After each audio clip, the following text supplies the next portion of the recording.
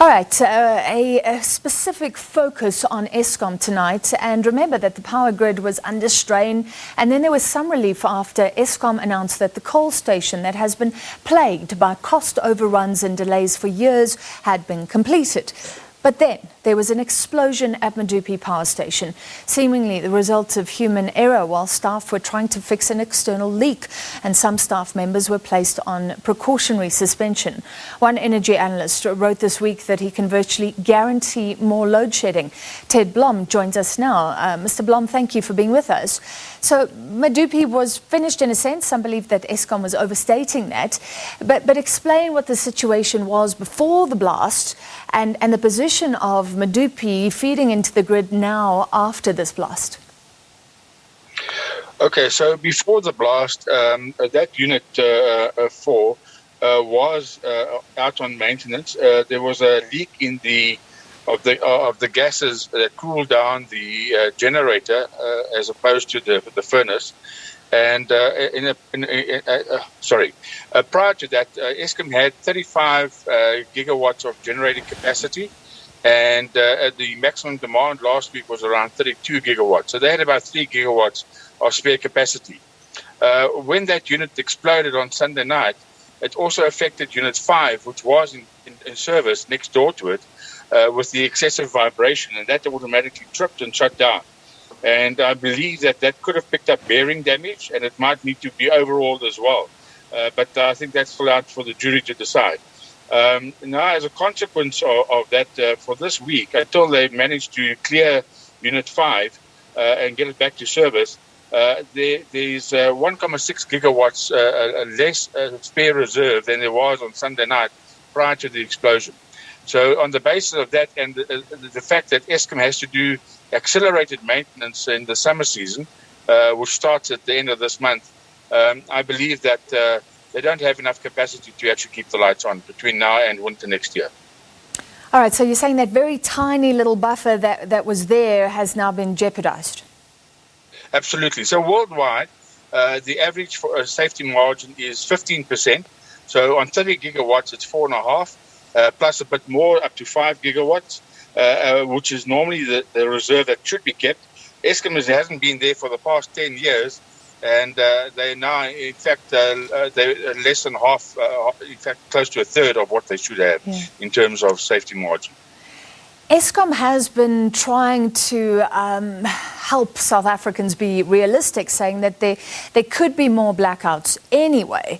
But you're saying that the likelihood now has to go up. Absolutely, because the unit that's blown up will take at least 2 years to bring back online at a massive cost. And depending on what the damage is at Unit 5, the damage could be double what it was anticipated by Eskom when they said that they did a visual check of Unit 5 and it seemed okay. I then cautioned that no 400-ton piece of equipment that runs on bearings it can be okay after vicious vibrations gone through it, and that's why I've urged them to be on the side of caution, and rather do a full inspection of Unit 5 before trying to generate the power from it in a bid to avoid load shedding. Yeah, this happened apparently. I mean, it's very technical. When carbon dioxide was introduced and the hydrogen hadn't been completely drained while they were fixing an external leak. So it sounds like human error. There have been people placed on suspension. How big of a mistake would something like that be?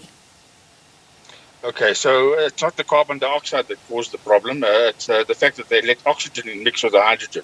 And between 4% hydrogen and 70-odd% hydrogen, it's very, very explosive.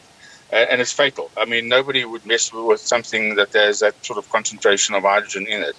And so there's two problems. So one is on-site. I believe that the protocols on-site were not followed.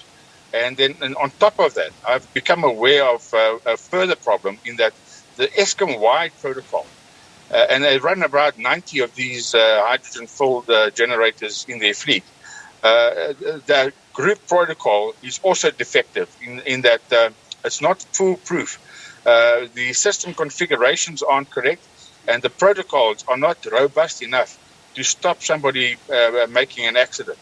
And that's why I've called for Department of Labour investigation into this massive industrial accident. We're just lucky that by the grace of God, nobody died in this process. If it was any other time during a shift, there would have been fatalities. And secondly, as far as the shifts are concerned, there are 2 shifts in 24 hours, at least 12 hours and 12-hour shifts.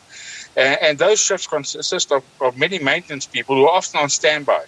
And there's no, as far as I can understand, the protocol doesn't determine what skill sets are critical and need to be ticked off before maintenance commences.